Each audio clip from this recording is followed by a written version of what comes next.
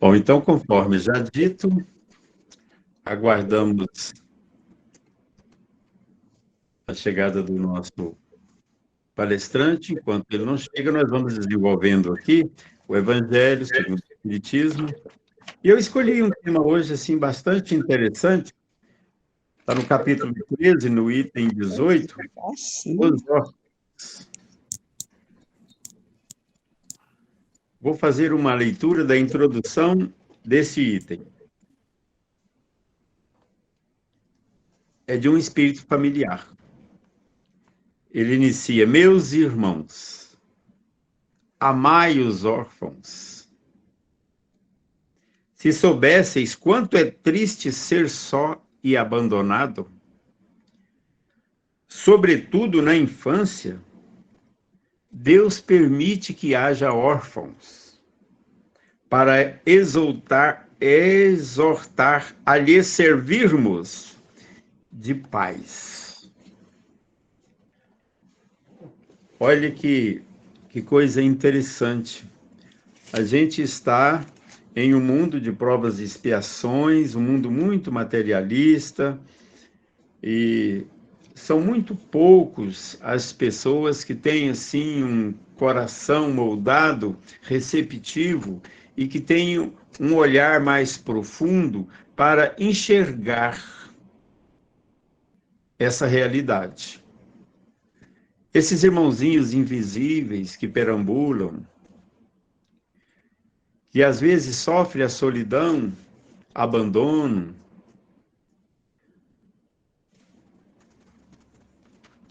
há uma hora que a gente tem que pensar: que mundo é esse? É um mundo de provas e de expiações. E todos que aqui estamos encarnados sabemos que a caridade é uma lei. É uma lei de amor. Amor é lei. E lei se cumpre, não é isso? Lei se cumpre. Mas tem hora que nós não enxergamos essa realidade, porque estamos assim bem amparados, bem protegidos. Tivemos com muito zelo o que falta a esses órfãos, a esses pequenos que perambulam. Quem são eles? Essa é uma pergunta que só o Espiritismo pode responder. Quem são esses que perambulam, que levanta a mão, que pede, e que às vezes estão assim, a um passo do desvio?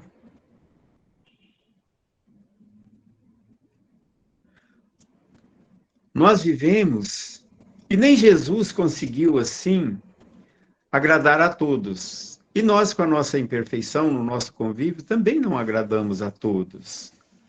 Às vezes nós usamos das nossas habilidades e entramos assim numa dimensão que alcançamos para nós mesmos, na nossa estrutura moral, um nível de veiacaria, de trapaça.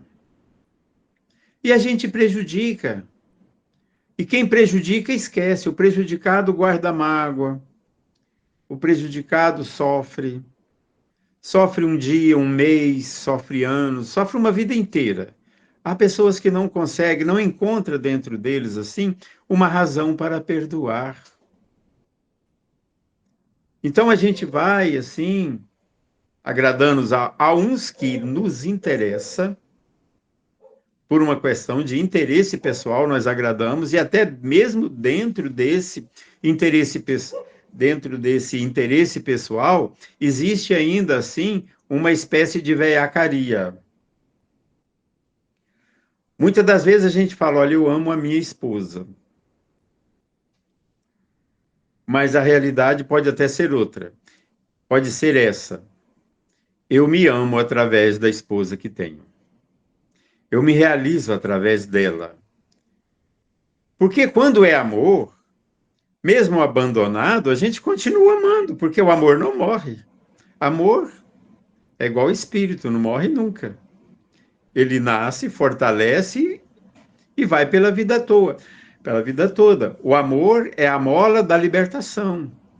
Quem ama consegue amar à distância, consegue amar na solidão, consegue amar sobre o guante do desprezo, do abandono. Porque o amor é uma condição que está intrínseca, que está enraizado nos alicerces da personalidade. Então, às vezes, até as pessoas que amamos, a gente pode até questionar: eu amo essa pessoa ou através dela eu me amo? Eu me sirvo dessa pessoa?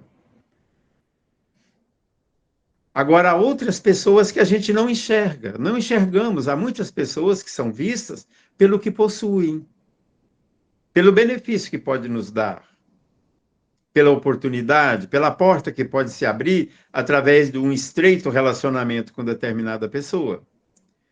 E uma vez dentro da possibilidade de ser assim, né, agraciado com vantagens, a gente pisa na bola. A gente pisa na bola e vamos para o mundo espiritual endividados, com a consciência pesadinha, sabe? A gente vai fazer uma retrospectiva da nossa existência. E Santo Agostinho nos aconselha a fazer a retrospectiva do dia, o dia de hoje. Questão 919. Fazer uma retrospecção do nosso dia, o que a gente fez de errado, se fez de errado para consertar. No mundo espiritual, a gente faz assim, uma retrospectiva da vida toda. A gente vai ver aonde deveríamos ter amado e falimos, aonde deveríamos ter perdoado e condenamos, o bem que deveríamos ter feito e não fizemos, e isso nos endividou. Isso causou um distanciamento entre nós e outros, e a lei de amor é uma lei que vem assim para nos unir. Olha, quando a gente fala amai os órfãos, e a gente faz uma pergunta, quem são eles? No livro Os Mensageiros, no capítulo 7, tem uma mensagem assim extraordinária, chamado A Queda de Otávio. Nós que já estudamos essas obras, né, aqui mesmo no Centrinho, a gente passamos por essa lição e refletimos sobre ela. Otávio tinha uma dívida com várias entidades que lhe ajudaram tanto, e ele veio reencarnar-se com o compromisso de receber essas 6 crianças, essas 6 entidades para conduzi-lo. O casamento não estava previsto na vida dele, mas estava previsto para o resgate do seu passado tenebroso, uma assistência desinteressada, uma assistência fraterna, uma assistência de muito desapego até do casamento. A missão dele era o trabalho com a mediunidade e a assistência a essas entidades. E essas entidades chegam até a ele. Ele ficou órfão de mãe. A mãe dele era espírita, inclusive. E que o aconselhara muito. Mas ele fica um órfão aos 10 anos de mãe. Logo depois de alguns anos, o pai dele casa com uma senhora que já traz de lá 5 filhos. E o pai dele tem mais um filho com ela. Totalizando o quê? 6 entidades. Que veio para a sua tutela. E a mediunidade começou a florar. E ele começou, então, a ficar assim, tipo, meio perturbado. Ele não aceitava a realidade. Ele não aceitava nem a madraça. Ele tinha um ar de superioridade para com a madraça dele. A madraça dele tudo fazia para que ele se desse bem. Ela foi muito gente boa com ele. Mas ele, orgulhoso, passava por cima de tudo isso. Diante dos acontecimentos mediúnicos que ia se aflorando, ele resolve, então, consultar um médico que receita experiência sexual pela idade que ele tinha, de 19 anos. E ele, então, partiu para esse lado, usando indevidamente essa faculdade sublime. E olha que ele tinha uma missão. E esses desprezados, porque o pai dele desencarna, e fica a madraça com 6 filhos. E ele já estava dentro de casa. E ela implora para que ele não a abandone, porque ela tinha 6 filhos. que um era irmão dele e outros era de consideração. Mas ele, de coração muito duro, abandonou tudo. E na sua existência ele ainda consegue envolver-se com uma mulher. E junto a ela havia uma entidade muito perturbada que reencarna através deles. Olha que o que está ruim pode ficar pior. Então a missão dele, que já era uma missão garantida por nosso lar, iria começar com uma singeleza, com a escassez de tudo, mas tudo seria proporcionado a ele para que ele ia chegando os recursos para o desenvolvimento dele ao longo do tempo. Então a gente pergunta, quem são essas crianças? A gente consegue vê-las. E se já conseguiu vê-las, alguma coisa está falando com a gente, alguma coisa está falando, olha ela aí, olha eles aí. Certa feita eu estava com um senhor lá em Alto Paraíso, e falando que a mulher dele tinha 130 filhos adotivos lá, era quase que uma entidade, uma empresa, né? E ela tinha auxílio da prefeitura, ela fez lá eu falei, nossa, mas... E eles me deram lá um queijo para trazer, eu falei, eu que tenho que trazer coisa para vocês. Aí ele chegou em mim e falou assim, olha, deixa eu te contar, você está assim, olhando a obra e você está se encantando, admirando com ela. Pois pode ter certeza que a espiritualidade, ela traz você e te mostra o seu serviço no futuro.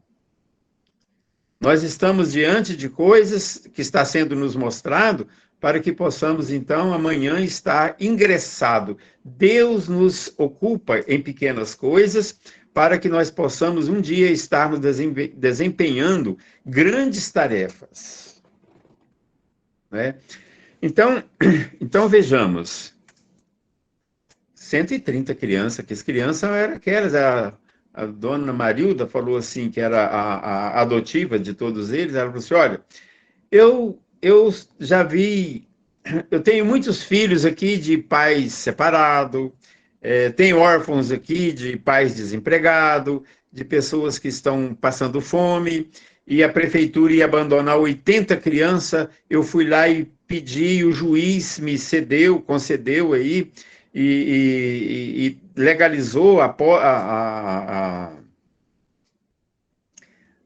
maternidade, né, dessas crianças. Então lá ela falou assim, olha, uma coisa que... E ela falou assim, minha filha já adotou um. Minha filha ainda está assim um pouco apegada, é o meu filho. E aí ela já tem aquele filho como filho legítimo, consanguíneo, para sempre. Eu não tenho esses filhos aqui para sempre, meu irmão. Eu tenho esses filhos aqui até a mãe biológica ou o pai biológico ter condição de sustentá-los.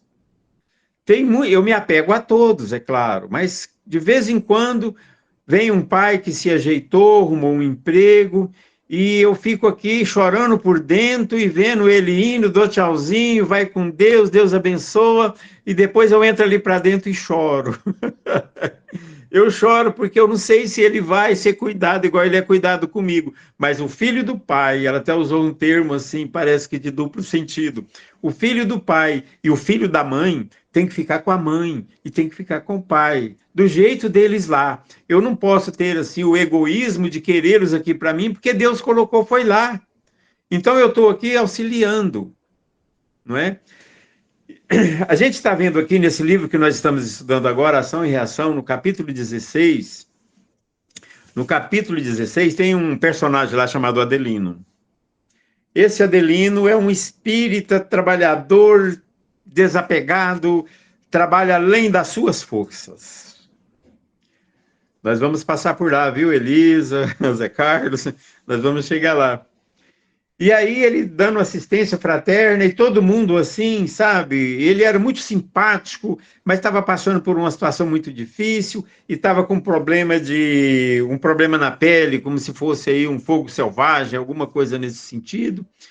E então uma senhora desencarnada chegou até ele chegou até a equipe, né? E, e falou: olha, cuida desse nosso irmão, porque ele esquece dele pelos outros. Ele olha os outros e não olha a si mesmo.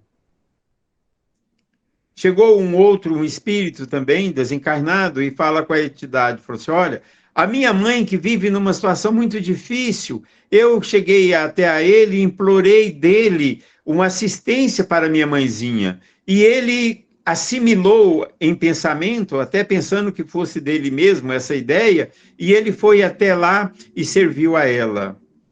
Pelo amor de Deus, ajude ele, porque ele é o anjo aqui, protetor desse pessoal. Mas ele mostrava, então, na pele, assim, umas dores terríveis, como se queimasse.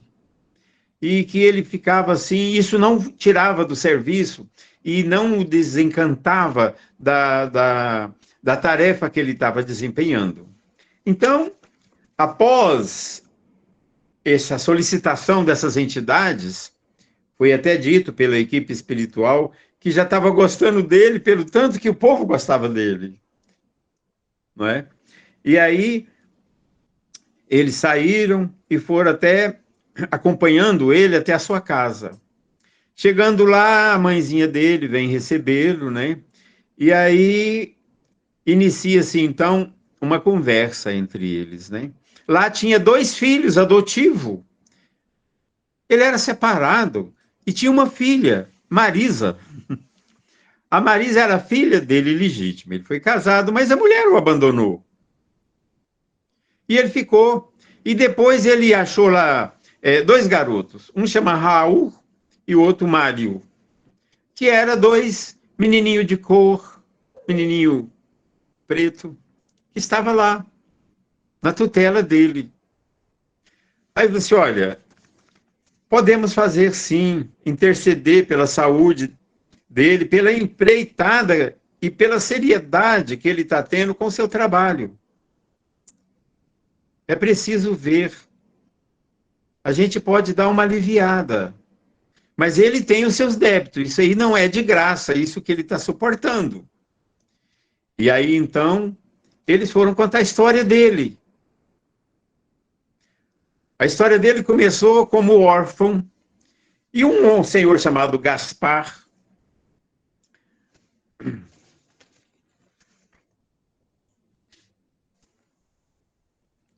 acaba, então, tendo ele por filho.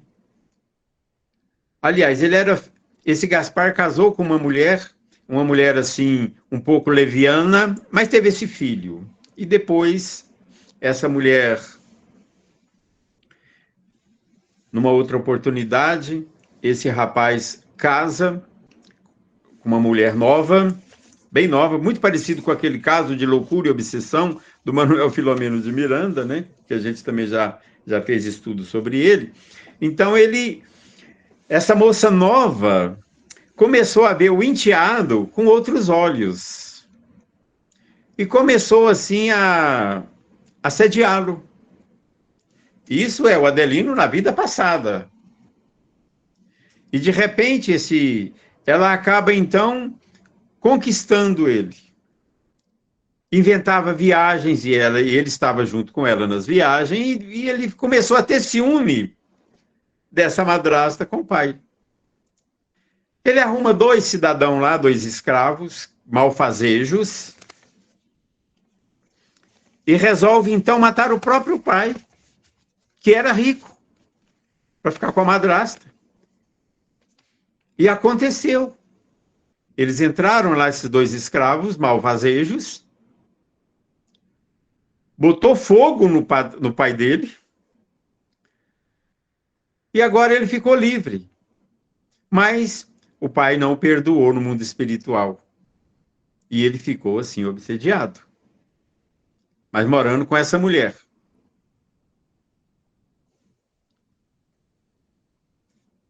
Morre todo mundo.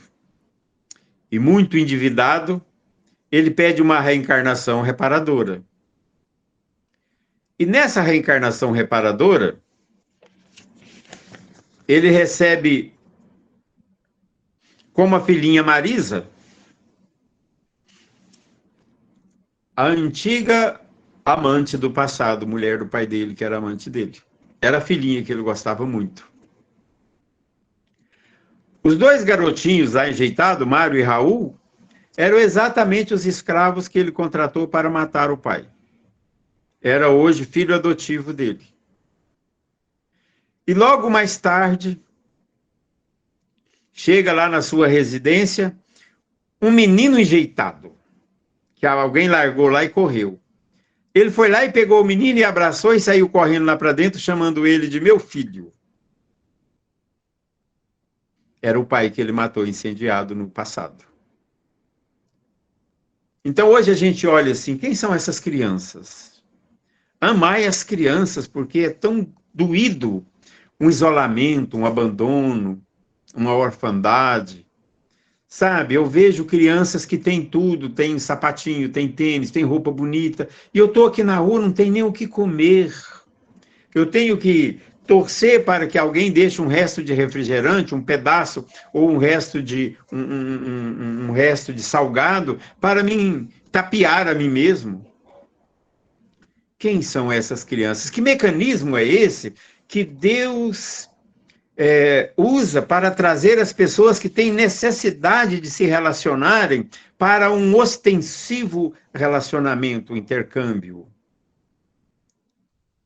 Para que se possam interagir, desenvolver amor. Esse Adelino foi concedido a ele um alívio extraordinário pelo bem que ele estava praticando, inclusive com as pessoas envolvidas, que ele as enxergou e as amparou.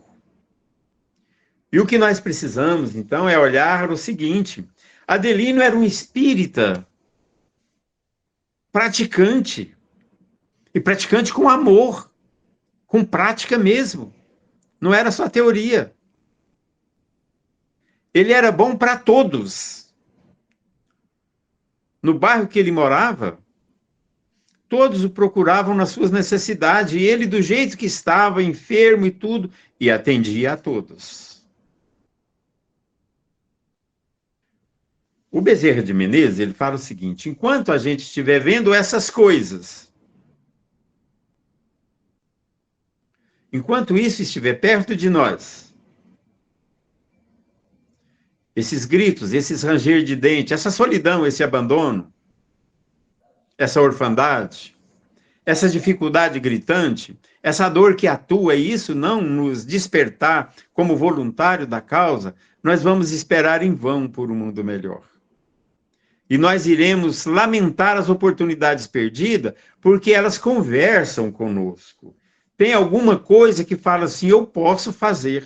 Aí a gente fica imaginando, mas eu tenho pouco dinheiro, tenho compromisso para isso, tenho compromisso para aquilo, e aí na hora que a pessoa está decidindo ainda bate o carro, e a pessoa fala, não é agora, é para depois, e a gente vai adiando. E essas oportunidades que chegam na nossa porta, ela chegou como benefício, a hora da nossa redenção. Quem são essas crianças que esse espírito amigo vem pedindo para que as amamos? Será se elas não estão se nos apresentando? Olha eu aqui a oportunidade que nós temos de começar agora, da gente desconstruir aquele passado tenebroso de enganos, e a gente construir a partir de agora um mundo de vitória, para a gente poder triunfar, entrar triunfando no mundo espiritual, sabendo que entramos em um nível e saímos em um nível muito superior, transformando inimigos do passado em amigos do presente, né, companheiros para o futuro. Diante das oportunidades que se nos apresentam, é preciso a gente olhar na realidade e enxergar além delas. É preciso ver que atrás daquele sozinho, abandonado, talvez um pai irresponsável. Tem muitos pais ilustres desses abandonados, que vão para as portas dos colégios aí aliciar as pequenas, talvez com alguns presentinhos, e depois desaparecem, porque a gravidez fora do lar é acidente de trabalho. É culpa da mãe ele não tem culpa. Se ela sabia que podia engravidar, engravidou porque quis. Era como essa criança, então, agora está predestinada a um sofrimento maior. Mas olha o meio de transformar grandes inimigos em amigos. Essas crianças abandonadas, elas têm assim, amigos, parentes, pessoas que as amam muito no mundo espiritual e que, por sua vez, são nossos inimigos, que prejudicamos tanto. E que hoje, quando nós assistimos a ela, nós estamos assim mostrando para essa entidade que nos odeia porque fizemos o mal a ela. Então, em outras épocas, estamos mostrando a ela que não somos mais o mesmo, que modificamos. E a prova disso é que nós estamos agora amparando, quiçá sua mãe, seu irmão, seu filho do passado, que hoje apareceu, nos apresentou como uma oportunidade de união e de perdão, de renúncia, não é? Essa entidade que nos persegue, vendo a gente cuidar bem do seu ente querido, ele irá nos ver com outro olho, com outro olhar. Será então, a partir daí, nosso companheiro de luta. Agora nós transformamos um inimigo em um companheiro de trabalho. Alguém que aprendeu a lição, que sofremos tanto para aprender. Eu imagino por mim, eu tenho filhos. Se alguém, em algum ponto, algum dia, fizer um bem a um filho meu, eu vou gostar de alguém que talvez eu nem venha a conhecer. Mas eu já gosto dessa pessoa que ajudou o meu filho no momento que ele precisava. Imagina eu vendo, no mundo espiritual, um parente meu muito caro, muito querido, sendo amparado por um pseudo-inimigo, alguém que eu estou assim perseguindo, e é ele que está agora auxiliando a minha mãezinha encarnada, meu pai, a pessoa que eu quero tanto encarnado. Eu não posso odiar mais essa pessoa. Alguma coisa da lei de amor, da lei divina, me proíbe disso. Não há um coração assim tão endurecido que a força do amor não desmonte. E a chave de desmontar o amor, ela está na caridade. Sobretudo no desapego. A caridade desapegada, sem nenhuma intenção, sem nenhuma segunda intenção, sem querer nada em troca. Eu te ajudo por amor.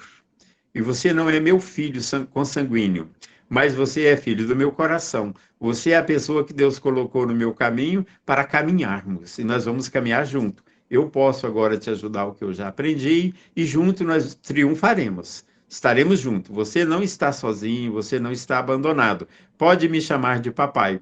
Aqui nessa lição, no capítulo 18 do capítulo 13 do Evangelho, diz que Deus permite a orfandade para que isso nos exorte a assumir a paternidade.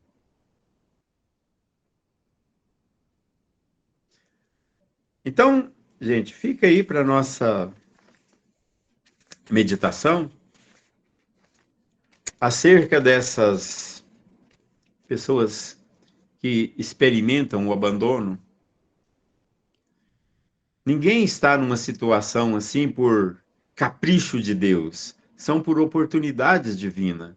E nós precisamos ajudar essas pessoas a triunfarem. E esses pequenininhos nos veem como a solução. Vamos estar assim atento para que o mundo melhor, nós podemos viver nesse mundo, mas vivemos melhor nesse mundo. E o mundo será melhor, né, Zé Carlos? Questão 85, né? O mundo será um paraíso quando os seus habitantes se tornarem bons.